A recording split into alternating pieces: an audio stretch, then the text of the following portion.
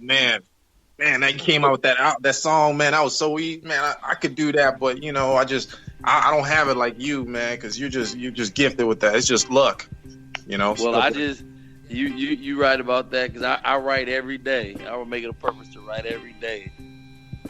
I mean, I understand that. Yeah, it's definitely people on the outside looking in. All they see is the results, man. They don't see what's going on in the background, man. And for me as an instrumentalist and vocalist and stuff like that, I get treated like I'm a jukebox, man. Oh, can you play this? Can you play that? Play this. And all they see is the results, man. I practice every day. I'm playing every day. When I first started having it growing up, it was bigger than me, but I practiced bare minimum an hour a day, man. I had my fingers, at one point, they turned purple.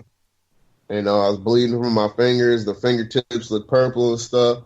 I get on the stage or whatever. I had one show where my string broke, and they're like, man, you make it look so easy. You make it this. Oh, it's not that easy, man. It's about dedication, how much you put in. What you put in is what you're going to get out. I mean, for me, I got a passion for it, so that helps me out. It's not always like it feels like work. I mean, I tell people, kind of recently, too, I told somebody, I was like, yeah, I'm going to these shows, but it's not always I'm going just to watch and have fun. I'm going up there to work, network, and do what I do.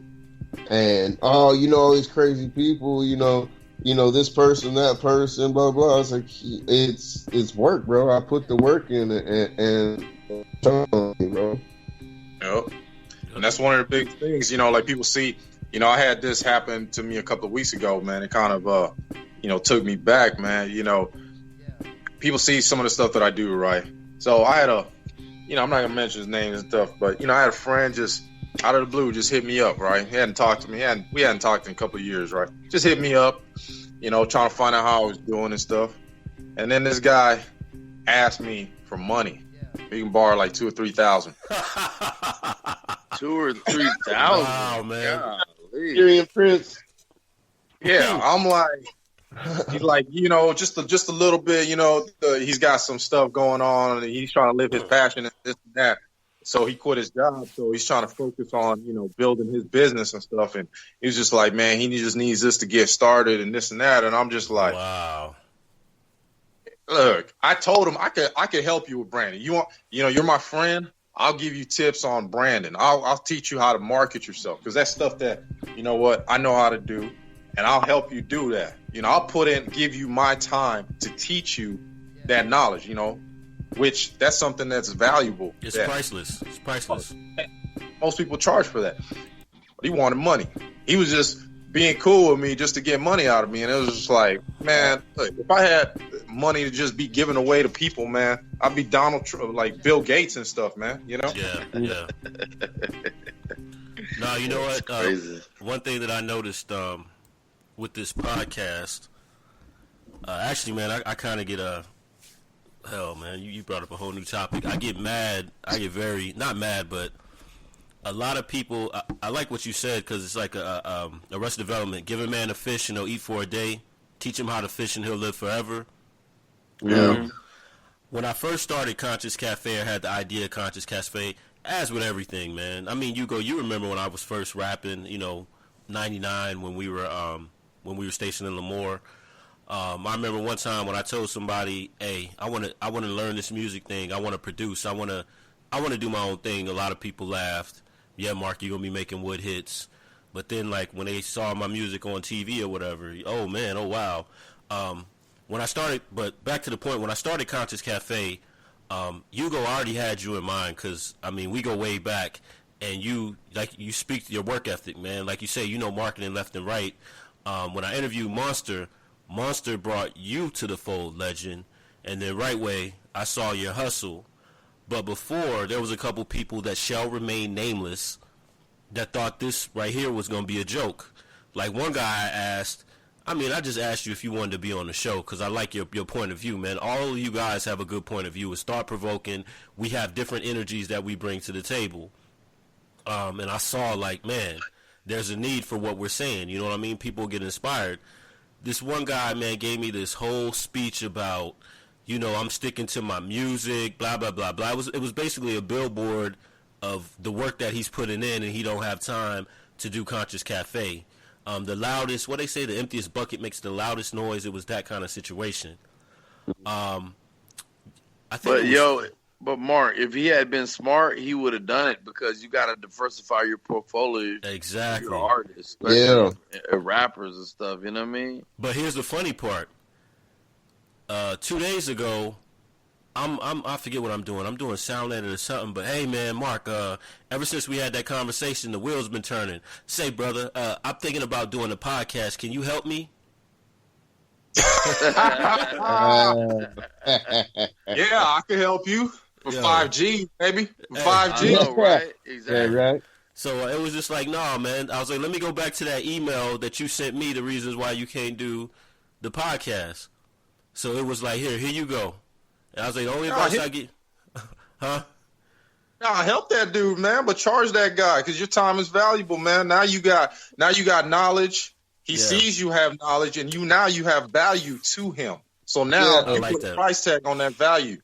And he already said all that nonsense, this and that, but now you got time. Yeah, you know what I'm saying? Like, 5Gs, man, 10,000, whatever, man. Charge that. Yeah, you know what? And you go, I'm gonna do that, man. Because the only thing I told him, I was like, content. I left it at content. Oh, okay, man. I think I may pick your brain. I left it at that. But you know what? I like that. I'm gonna use that Jay-Z. For the right price, I can make your podcast nice. You know what I'm saying? Right? Hey. That needs to be your slogan right there. Yeah, that's the truth, man, dude. When I first started modeling and stuff, like I was doing all these underwear modeling like years ago and stuff. And that was when I first got into it, I had people in jiu-jitsu, right? MMA, they're all just making fun of me, just laughing. Man, look at you go, he's in his underwear, all of this stuff. All right, skip like 5 years later, right? They start seeing me on some of these online magazines and, all of this stuff, right? And some of the pictures. And these same people hitting me up, man. I've been thinking about getting into modeling, man. You know anybody, photographers, man? Can you help me? Like, teach me how to model? Can like this and that? I'm like, what? Weren't you the same person laughing at me like 5 years ago and stuff, making fun of me, posting all these stupid, like, what? Yeah. I'm like, that's how people are, man. And it's funny too, because this Conscious Cafe, we hit on a lot of topics, man. And there's a couple times that I have people. I'll let you guys know about this, man. A politician hit me up recently about, what Democrat do you guys work for? I'm like, okay, that's kind of wild. If you guys go to the message box, you guys all have an account on Facebook, you'll see some of the stuff. And then people will hit me up with you guys should talk about this, or blah blah blah blah. A lot of people, I salute all of you guys, because we're out in the forefront. We're taking that path that's less traveled, and I figured out that a lot of people are scared to live their dreams out of failure. But I feel like you guys are the same mindset that I am. When I have a goal in mind, I don't think about the ways that I could fail. I think about the many ways that I can get to that area. You know what I'm saying? To that. Can I say something, Mark? Yeah, please do, brother. Please do. I was looking at Richard Kawasaki. He's the author of Rich Dad, Poor Dad. And he said the reason why he had been successful in life is that he never said he couldn't do anything. He would ask himself, how can I do it? Mm-hmm. You know what I'm saying? And also, one key thing he said, most people are so afraid of mistakes and being embarrassed that a lot of times they just live this menial life. You know what I mean? And he said he made multiple mistakes. He always made mistakes. He said that's how he learned. Yeah. You know what I mean? And that's why he's successful, because he's made more mistakes than the next person. You know what I'm saying? He said the more mistakes you make, the more successful you are.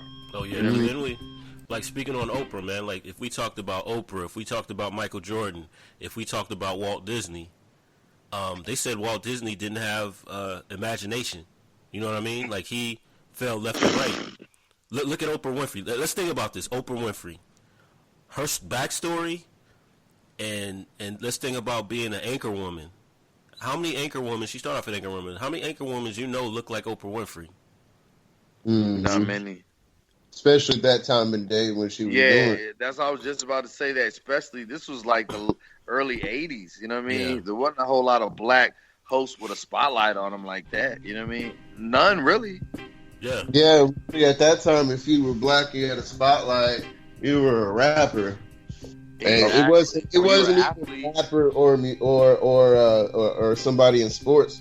It was just mainly rapper, or you're on there for some sort of crime BS, or the cops after you or something. I mean, look at Ellen DeGeneres, man. Exactly. When she came out, man, they canceled her show. Yeah, they did. Yeah, they did. Actress, man. Yeah, now look at it. Like I wanted to speak with Lejend, man, because I know, just out of curiosity, I'm extending this, y'all, and I don't really gonna tell y'all we gonna extend this, but we're extended. All right, let's go. What did it take? Could you explain the ins and outs of your Momentum tour, like from start to finish? Like, what was the visualization? What was the work that went through it? Because to me, any person that I believe that if you can create your own movement, I was always told that if you can create your own movement, that's powerful. Examples I like to bring up is like Pharrell, Timbaland. They created their own sound. You're creating your own movement. What was the challenges? And could you just give us, from the idea of I want to do a tour, how did you put the pieces of the puzzle together? I think a lot of listeners, especially artists, would be very interested in the schematics of that.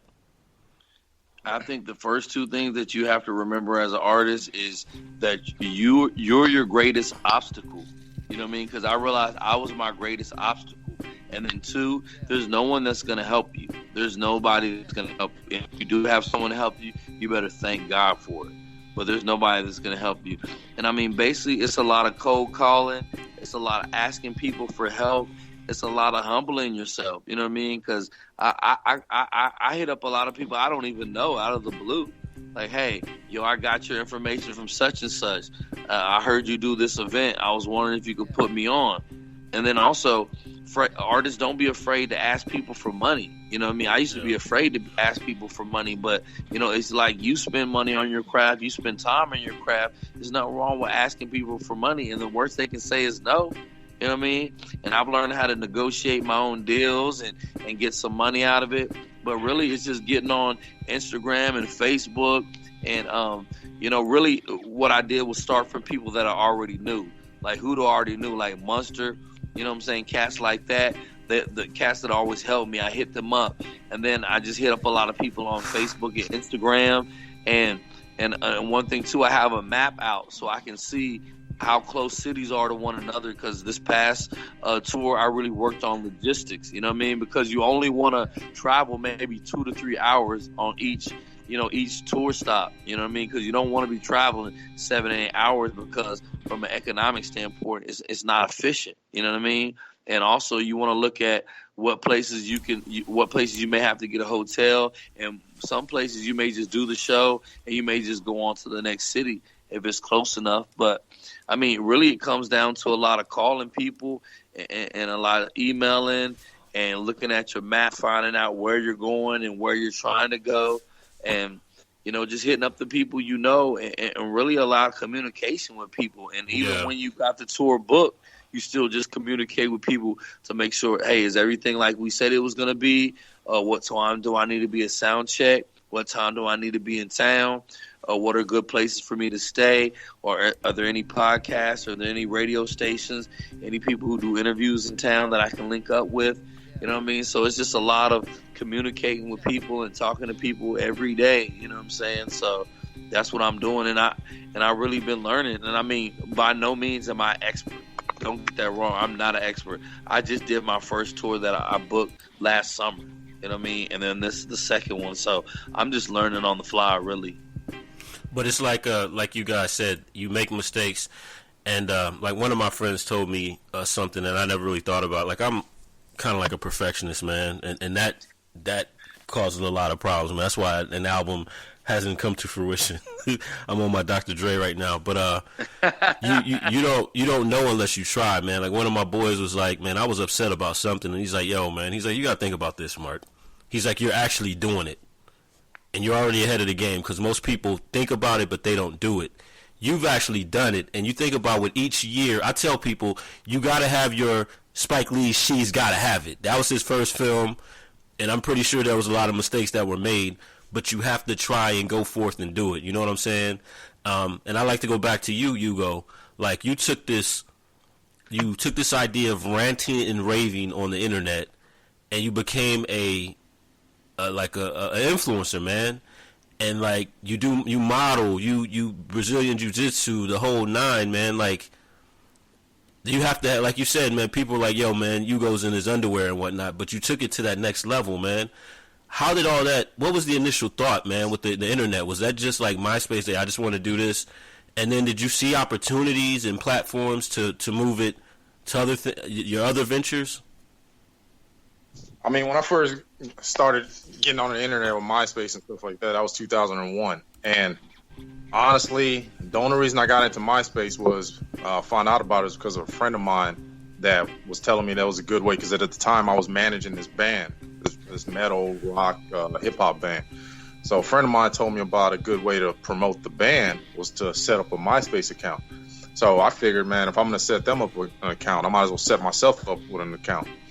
So that's how I got into, the whole social media stuff. And, I was trying to build their page. I built their page up, put everything, and then I built mine up. And, I titled it The Black Spider-Man. But I didn't really think people would really, at the time, I didn't know social media would be as big as it would be today. So I would post just random stuff, crazy stuff. That was before I started modeling and stuff. And so, I was good at writing. So I would write these blogs. For some reason, people loved them, man. Just my everyday life, crazy stuff, going out partying, drinking, some of the stuff I would say to these girls and stuff, my boys, and people they ate it up. I was just being authentic, genuine. Back then I used a lot of profanity. So, I had a similar experience, especially with social media, like going out posting this and that and all that. And then later on down the road, a few years later, man, I got cats hitting me up at shows or whatever, or even on social media or straight in my phone, like knowing who I am. And there's people who I don't even know, but they're like, oh, so-and-so, it was talking about you, da-da-da-da. They know who you are. And like, I got people that like follow my page and like every day, like a blog, man. And, my views on stuff or the stuff I share or the people I put on or whatever, man. And it's kind of crazy because, for me, it went from basically being seen as a fan and one of those fans, oh, I do music too, I play guitar, da-da-da. And then later on it got taken seriously, and then got taken seriously enough to the point where people were like, hey, man, I heard this track, I want you to come to Club Righteous with me and play the show on stage with me, man. And a lot of other people, to the point where Afro Man came to town, bro, a few years ago, and we did some work with him and started building a rapport with this guy, and ended up getting his phone number in my phone, and we talk every once in a while, especially when it comes to town. And we even have the same lawyer, bro. And I was in a music video with him. And last time he came into town, man, me and him chopped it up in the back of the venue and everything like that. And it got all the way to that point. And I've been blessed to meet a lot of, quote unquote famous folks. But it went from, I'm not gonna do the social media thing. I never really been one to really try to follow trends and all that. Like, I've never even been on Twitter, man. I don't do Twitter or none of that. But like, it's crazy because going from basically nothing, and then all of a sudden now people are knowing who the heck I am, and people are now hitting me up. Oh, can you do this for me? Can you do that for me? Can you hook this up? Can you get me this person? Like, it's intense. All right. So where I was going with this, Kirk, you kind of took it to the right, man, but it's all good, man. This all ties into the grand, my roundabout way of doing things. With this question that I'm throwing at you guys. So back to Hugo, and then I'm gonna circle it back to you, Kirk. Tie this all together. So you said you was on MySpace because of the band, right? And then how did it evolve to you, like, doing what you know, sharing your thoughts on social media? I mean, it evolved because it just caught momentum. I mean, you know, I had a good branding, I guess, and I didn't know too much about branding back then. You know, I wasn't, you know, savvy in the whole branding stuff, but, you know, my alias was the Black Spider-Man. So I always, you know, introduced myself as the Black Spider-Man. You know, I always, you know, some people saw it as being cocky or maybe racist or something like that, you know, whatever, you know. But that was my alias, that was my nickname I went by when I was in the military, so that's what I put it out there like that, you know. And, you know, when you first get on social media, MySpace back then, you know, you have to do a search to see if that username was there. Yeah. There was nothing out there, Black Superman, Brown Spider, there's nothing out there like that at all. I was the first one. I put it out there. Within 6-8 months of me posting blogs, all these blogs and stuff like that, I had over 80-something thousand friends. Dang. I mean, you know, that was a big deal back then, you know. And I didn't capitalize it on the ways that I should have. You know, had I known what I know now, you know, I'd have millions of followers, man, or subscribers. Left and right through social media, you know. But you know, I had a blog at the time. You know, I set up a website in 2003, and I was generating about $800 a month. Wow. Off my blog. Yeah, you know, had I known what I know now, I would have been making like quadruple that, you know. But you know, you live and learn. But it just went from that, went to the modeling, and then I just got big into, you know, MMA, jiu-jitsu, and just started competing. Now I'm into bodybuilding and fitness, man. And now you got people like Logic coming out with Black Spider-Man songs. You got people coming out with web series, Black Spider-Man shoes, this, that, blah, blah, blah. They even came out with a comic book character in 2008. Miles Morales, he's the Black Spider-Man. Okay. You know, like, so you like, I should have trademarked that. I mean, I had a trademark, you know, I trademarked it from 2006. It cost me, I think, $1,000 or something like that. And I had the trademark till 2015. But, you know, that was because I was coming back launching a website and stuff. And someone just told me that. So you know, you have to get something trademarked, you have to do a search. There's nothing out there. No one called himself the Black Spider-Man. You know, there was people copying me here and there and stuff like that, but no one had a trademark. I had a trademark till 2015 or 16, and then, you know, I just let it go, man, because it is what it is, man. You know what I mean?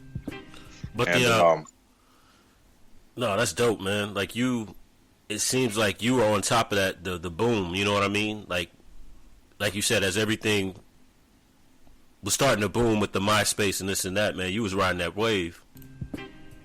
Yeah, I mean, I wrote it, man. I mean, I've been blessed, man, to meet like celebrities. I was almost on some reality shows. I did a pilot for a reality show that did get picked up, but they took the original cast off me. On MTV, picked it up. It became a Bully Beatdown. So I should have been on Bully Beatdown as one of the trainers and stuff. But wow, they stole the idea from this guy, this famous MMA fighter, Guy Metzger. It was supposed to be Guy Metzger's grudge match, but he got ripped off, and you know, he was still trying to file a lawsuit against him. But they took his idea, his show, and had me as a trainer, right? You know, back then, this was back in 2008 or 7 or 6 or something like that, and they turned it into Bully Beatdown, which ran for about 5 or 6 years on MTV.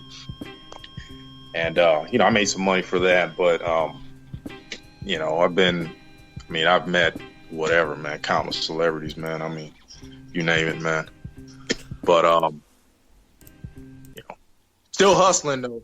No. What I was saying, what my point was, and I'm glad that Kurt jumped in because he was going to be the third person I asked. The thing is, with all of you guys, you have to take the steps that are necessary. Like Lejend said, you have to fail. You have to try. You guys went out there and you tried, and it brought other opportunities. I don't know if you do this, Jay. Each time I complete a music project, I sit and I think about it. And I'm like, yo, here's my project. I wonder what doors this project is going to open. I wonder who I'm going to meet, who I'm going to be, you know, whatever's going to happen. You never know unless you try. And I'm glad that you guys say fail to succeed. Like with my daughter, she's so scared to fail. She doesn't want to do it. I'm like, man, go out there, fall on your ass. Excuse my language. But a lot of these young kids like that. My son like that too, man. And I'm just like, you know, I'm still making mistakes. I'm still learning. I'm still falling down, even at 41. You know what I mean? But that's the life and its cycles. You know, I was talking with my little brother the other day, and he was talking about like life. Life is a series of cycles. You know, and you have those bad cycles. You have those good cycles. You have those middle ground cycles, and you just have to find a way to navigate those different cycles. You know what I mean? So that's life in general. You know, mistakes are the stepping stones to success. Yeah, and I like to. I'm gonna have a new coin phrase: social media fiction, man. A lot of people post. Like they say, they post they post the outcome or they make up the outcome. If you know, and I know you guys all know the business, man. You all know the entertainment business, and it's not all glamour and glitz, man. It's not all. They don't show the grind work, and people think out the gate everything's supposed to formulate, everything's supposed to happen. Like I know with Hugo, Kirk, you guys, when you first started, it wasn't like you talking about tours. I'm pretty sure we all had venues or things that didn't pop off the way we wanted it to, right? It didn't go the way we thought it would. But you got to pick yourself up, man. You got to keep it moving. I want to ask all three of you guys a question, and whoever wants to start off first. Like, what was the biggest challenge, or what had you had to overcome from beginning to now? What was the biggest challenge? Biggest challenge I'll start off for me had to do with my shyness, you know, my social anxiety. You know, I suffer from I suffer from depression and basically just social issues. I have a hard time being around people, being around you know, large crowds and stuff like that. You know, I'm good in spurts, but man, I get paranoid, man, being around a lot of people, man. I mean, being honest, man. And I had to overcome that. I had to work really, really hard at that. And being able to talk to people, communicate with people, that's one of my biggest hurdles. That's one of the biggest things I love doing this show, because it forces me to have to speak more, you know, articulate more, you know, my thoughts, put it out more out. You know, I'm better. I can do videos all day long where it's just me talking in front of a camera and stuff like that, and, you know, edit it, clean it up, make it look good and stuff like that. But when it comes to talking to people one-on-one, or in a group or in a big social environment, I've always had difficulty doing that. You know, I'm one of those guys, you know, I always tell people I'm the reluctant alpha. You know, some people like in front line and stuff, but I'm the kind of person, I'll let you could be front line all you want, but most people, they always look to me to be front line, you know, because of my stature, the way I look, the way I come across and stuff like that. But I'm the guy that I like to just be in the back. I'll sit in the back of the room, let you. So the irony in that, Hugo, man, is like, I find that so amazing, man. It kind of reminds me of Eminem and Prince, man. I've always heard, like, Prince's outside of music was awkward. Like, Prince was, if you guys look at Prince's first American Bandstand, you guys look at this footage. His first interview, he didn't want to talk, man. He was, like, shy as hell and nervous as hell. And the irony in that, Hugo, is, man, unless you told me, and I've known you for, like, 20 years, I would have never known, man. And like you got this presence, your internet presence, your confidence, and all that, man. Like, wow, man. Like, you never really know how a person feels. But how did you overcome that, man? How do you work on that? I mean, I work on it every day, but I think I'm still working on it. But, you know, I just look at it like, this is a challenge. This is what I need to do. These are the things that I want to do. So it doesn't matter what my fears are. I'm just going to do it. I'm just going to push through it. So I don't, like people are like, man, how'd you fix the problem? The problem's still there. Like I'm still shy. I'm a shy guy, but I'm constantly reading, inspirational books, motivational books, public speaking books, watching public speaking videos and stuff. And I'll sit there and, I have positive words that I tell myself every day, every morning, stuff like that. So when I wake up in the mirror in the morning, I'll look at myself in the mirror for at least 5 minutes. And I'm just telling myself, okay, you can do this. You can do this. You can do this. Let's go. Let's go. Let's go. I've got mantras, man. That's just, I speak to myself and it just gets me going. So I just push through it, man. Find a way. Smart. I don't make excuses, man. Nah, excuses don't make it, man. I like what Common said, man. Opportunity knocked, but he ain't called before he came. So, Right Way or Lejend, man? Same question. I think that. Go ahead. All right.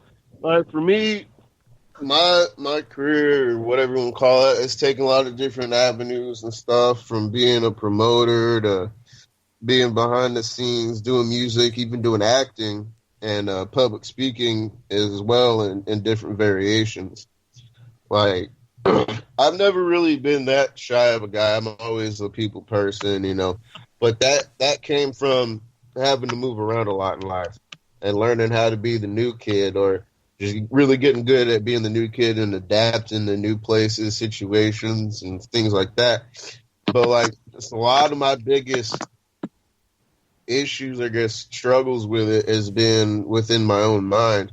Like, at an early age, and for most of my life, but at an early age, I was diagnosed with a good number of mental disorders, which affects literally every single aspect of my life. And when it comes to music or stuff like that, man, I mean, like I think Lejend said earlier, I mean, you're your own worst enemy or your best ally. It's just up to you to decide which one you are. And so getting through that and getting people really to take you seriously, take me seriously, but at the same time, I try to get up and be taken seriously, and something mentally will mess up and then make me look some type of way. And just getting through all that to be able to keep pushing forward has always been a big struggle. I mean, I could say money's an issue. That's an obvious one. Transportation or something like that's obvious. But, like, what's really been a big problem for me is my own mind and believing in myself and pushing myself through it, because I go through with confidence in the world, or knowing how intellectually smart I am or talented I am, or how many people actually like me or I'm friends with or love me for myself. Just knowing all that was never somehow enough, and just pushing myself, getting up every day to do something and getting out there. And I learned from a lot of mistakes, man. I mean, even getting myself out there was one thing, but learning how to do that the proper way.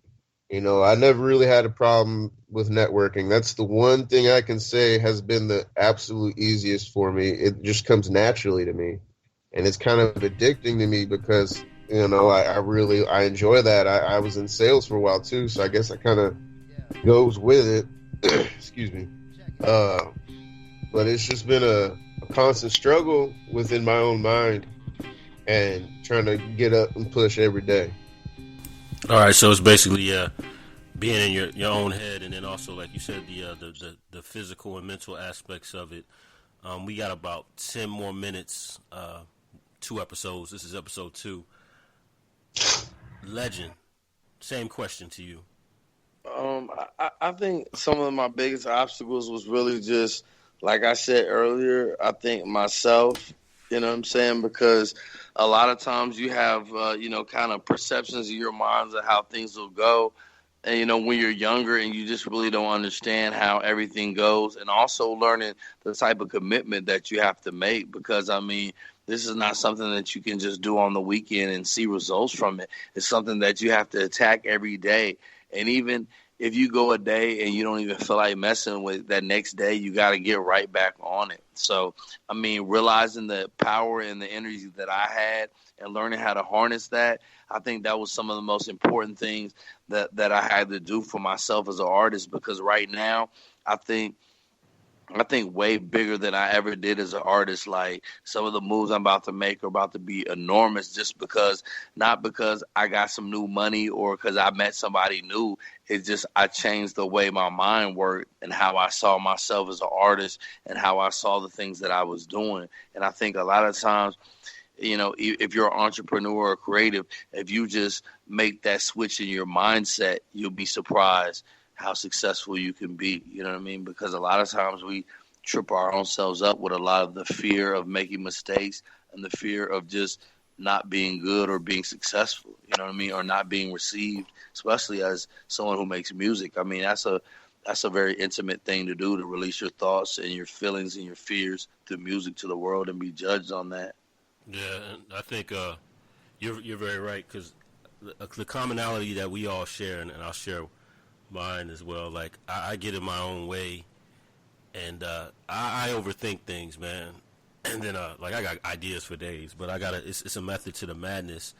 One thing that I had to do, like, I question myself, especially with music, man. Like, I got instrumentals on deck for days, dude. Like, one day, my daughter was like, she's like, Dad, you need to start releasing some of this stuff. I'm like, but the snare, well, the bass, this and that.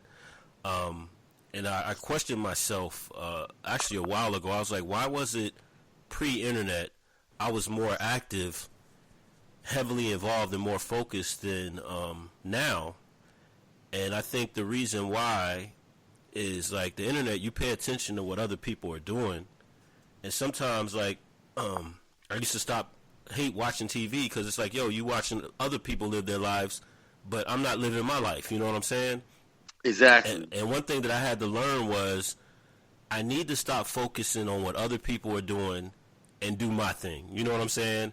I need to not care. Like, I don't know how you feel about this, how you guys feel about this, but in my older age, the less I care about what other people think. You know what I'm saying? The less I care about what other people are doing. Like, it's not a one-size-fits-all. Like, Lejend, what you were saying about Africa. I had to learn to, like, not really care about what other people think and do my thing. You know what I'm saying? Because especially in the creative sector, when we're like, for example, I'll do a song, and it comes to a point where I'm like, you know what? I don't need to overthink this song from a production standpoint or from a writer's point. Am I getting my point across? Did I do the best that I can? All right, cool. Mix it, master it. Let's get that baby out. And I'm pretty sure you guys are like this from an artist standpoint. After we make a song and then you listen to it, you're like, well, I could have done that better. I could have done this better. But, yo, you captured that moment. That moment was captured. Boom. There you go. I like what, But I was just saying, one thing that goes to what you were saying, Mark, a lot of times when I make music, I may record like 20, 25 tracks, but I'll only choose like maybe 7 to 10 of those tracks, because, you know, you do have that, like, where you're like, oh, I could have done that better, or let me make something new. And then you're like, oh, I could have done that. You know, you can get caught in that cycle, though. Yeah. And I do that. I, like, overthink. I think I sent you like 2 tracks, man, and one of them was, I was like, that beat is But then it's like, I love what you sent me, man. I was like, man, we got to get together and cook up something nice, because, you know, I've gotten past the overthinking myself a lot, you know, because I think that's just a natural instinct, you know what I mean? Because you're doing something that's personal to you. So for someone to come along and say, man, that's whack, you know, that hurts your feelings, you know what I mean? Oh yeah. And you have to have thick skin. So the one thing I've learned in my older age, man, because I will say this. The internet, I used to tell people this with social, internet dating. It's like a job, right? When you got these dating sites, and it's the same thing with social media. People are going to put their best foot forward. Like, I'm pretty sure you've met people, and even when I've interviewed some famous people on Deeper Than Music Radio, what the outside perception and what actually is 2 different things, man. Yeah. Like, I met a famous person, like, I mean, Grammy nominated, worked with so many people, And what I actually saw when I saw the interview, I was like, yo, this dude is just a regular cat like you and me. And he pretty much said it, man. He's like, yo, at least with a regular 9 to 5, you get a steady paycheck. He's like, when things aren't popping in my world, they ain't popping. You know what I'm saying? Yeah, for real. So, and it's like, I've learned to like, yo, don't pay attention to what the next man's doing. Do your thing. Stay focused. I like what my mentor, Gary Devine, like he's finishing up his second feature film, and he's like, Mark, he's like, I shut the world off, man. I got like, I'm so focused, I got tunnel vision. Like, I'm not paying attention to what everybody else is doing. My focus is this movie. But we all said the same thing, man. We all get in our heads, but I just want to say I applaud you guys because you're going against the grain, and it's easy to take the path of least resistance. You know what I'm saying? And I like to say, like, what if Steve Jobs took the path of least resistance? What if Michael Jackson took the path of least resistance? We would have never saw their greatness. Never. Yeah, amen. So we got 4 minutes, guys. If you guys want to plug, promote, end of the second episode discussion, what have you. But thank you. I kind of tricked you guys and extended our show. So I know we haven't been on for a hot minute. I do apologize about that. Sometimes in my mind, I try to do big things, and then I'm like, yo, I could go to Colorado for 2 days, come back, and I'm good. You know what I mean? I go to New York and fly back to Dallas with 3 hours of sleep, and I'm gonna do this podcast. So I do apologize for that, man. No, I just want to say that, man, I miss talking with you guys the last couple of weeks, man. I'm thankful to be a part of this show, and I feel like it's something that's major, man. I really do. And I want to. Yeah, I feel the same way, man. It feels like there's a hole in my life there for a minute because I look forward to this every week and it don't happen. I'm like, well, now what am I going to do today? Right. Like, you know what I'm saying? But as far as plugging goes, just want to shout out Brandon Johnson from Fort Worth. I want to shout out FTW Inc. Whatever y'all need for your merchandise and needs, let me know. We got you. No doubt. And I wanted to let you know, man, one of the things that I have in the plan for this, and it's going to happen. We just got to, I don't know if, I don't know when. I want to make this, there's an opportunity to make this an Amazon series. There's an opportunity to take this further. That's why I send you guys messages. We're just like, as we go, where we make mistakes, but then I go back to each show, I go back and listen, I get feedback from other people. I want us to be like the Drink Champs. I want us to be like the Breakfast Clubs, the Hot 90s, whatever. So we're in that position, and my goal is before the end of the year or 2020, we will have Amazon on deck, and we will have more things on deck. So that's why I brought up the topic of what do you fear and this and this and that, just to speak to, hey, you make mistakes, but through those mistakes you learn and you counter correct. So I'm bringing this to existence. Conscious Cafe will have an Amazon series, and we will get there. You know what I'm saying? So, amen. That's a blessing, brother. That's a blessing. So, yeah, I feel like this show's really gonna pop off, and a lot of big things are gonna happen, man. Like, I really see this going somewhere, and the impact that it's already had in such a short time, and the way that it's influenced other people's lives who just listen, or the way it's impacted their lives personally, man. This is something that's really gonna be something, bro. Yep. So that was Wright Way, Lejend, Muenster, Hugo, myself, Furyus, signing off for Conscious Cafe. Thanks for listening, your support and feedback, and we'll see you next time. Peace, peace, peace, peace. Peace and blessings, y'all.